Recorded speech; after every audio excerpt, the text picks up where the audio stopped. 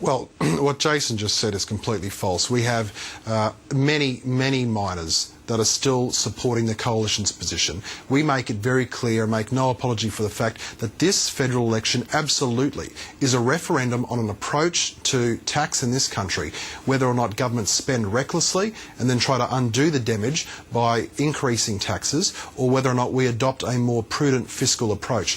In addition, what Jason just said about Peter Dutton is absurd. Well, I mean, we know that Wayne Swan's wife sold large numbers through a trust fund, large numbers of investments in the resources industry. So if Jason wants to throw that, we can throw that straight back. But let's get a little bit more sophisticated than that, Jason. Let's focus on what actually is happening, which is that your government has just imposed a great big new tax because you have a mountain of debt that you need to dig your way out of. Okay, we've gone through that argument, so let's move on to some other things. It's an old one, and we know how ridiculous it is. Let's turn to... I didn't say that, you did.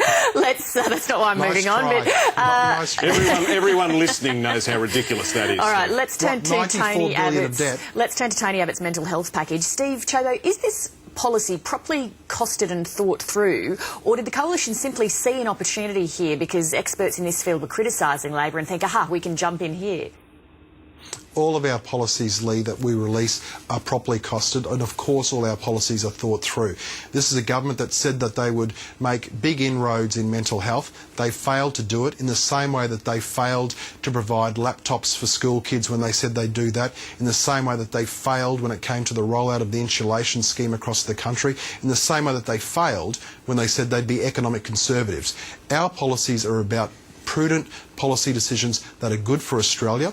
We will release all the costings, and you know what? If the Labor Party wants to be serious and wants to actually be credible when it comes to policy costings, well then I would ask this, and I just want to hark back for one moment, Lee, forgive me, to the mining tax. But why won't they release the policy costings on this proposal today when they seem to have made so many concessions and yet there's barely any change to the revenue? It's clear the underlying assumptions are so optimistic as to be laughable.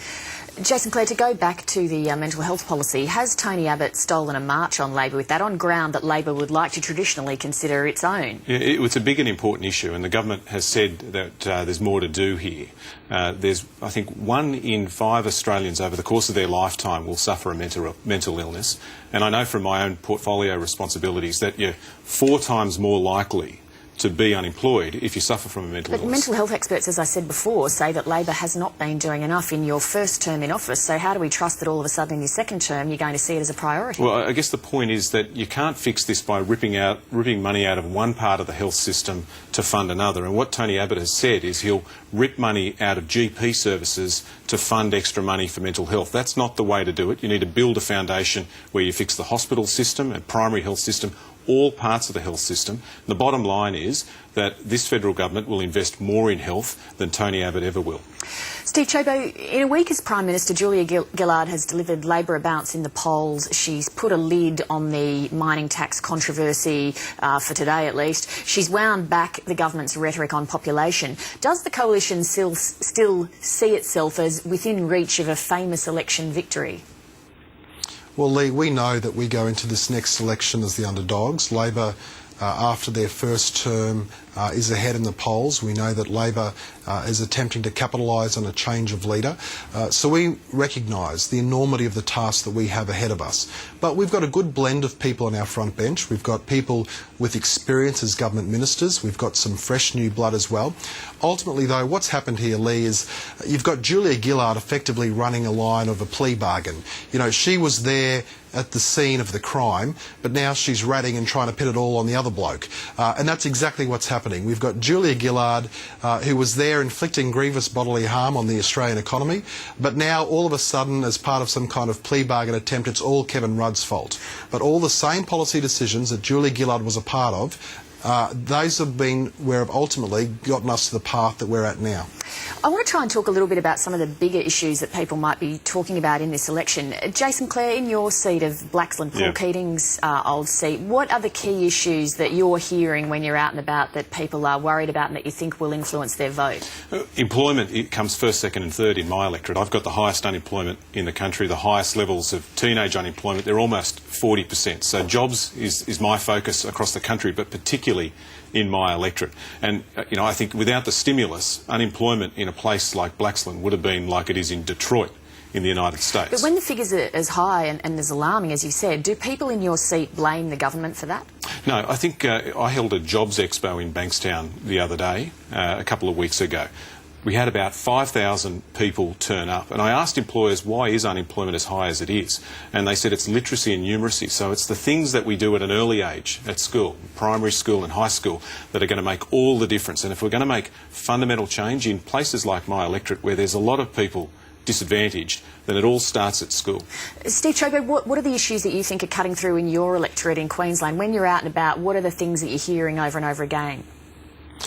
Lee, there is a number of things that people are raising with me on a regular basis. I know that older Australians are concerned about their superannuation and the performance of their superannuation. There is, of course, on the Gold Coast a slightly higher than the national average number of superannuants. They've got genuine concerns about the economic management of the country and its impact on their ability to provide for their retirement. Younger people too, of course, are very concerned about employment. The point that I differ with Jason on is that what really drives employment is a healthy and a strong economy.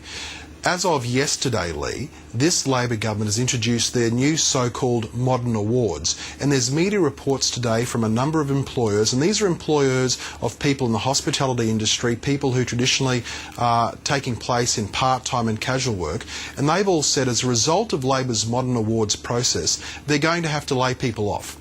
And on a best case scenario, they won't be employing people when ordinarily they would. So I'd reinforce to Jason that the policy decisions of this government that drive up the cost of employing people ultimately will be a bigger impact on our unemployment rate than literacy and numeracy, which is a longer term lead in time. Let me ask about another issue which was really big in the 2007 election campaign, which is climate change. Steve Ciobo, how does it compare what people are saying now about climate change, if indeed they're saying anything, to what they were saying in 2007? Well, I think people are concerned about climate change, Lee, and that's understandable. I think people have become a little bit more cynical about climate change, though. Ultimately, what I hear from people when I speak with them is they want real action. And they've been saying to me that they recognise that what the Coalition is putting on the table is an opportunity for real, meaningful action that will translate into environmental benefits on the ground. Is it a front-of-mind issue, though, when you compare it to, say, the other things that you've talked about there, superannuation and... No, it's certainly not as high, I would say, as it was historically. I do believe it has gone down in terms of where it is on the pecking order. Let me ask Jason Clare about that. What are you hearing on that issue? Steve's right. I think that's a fair point. It's probably one of those third-tier issues. People are disappointed.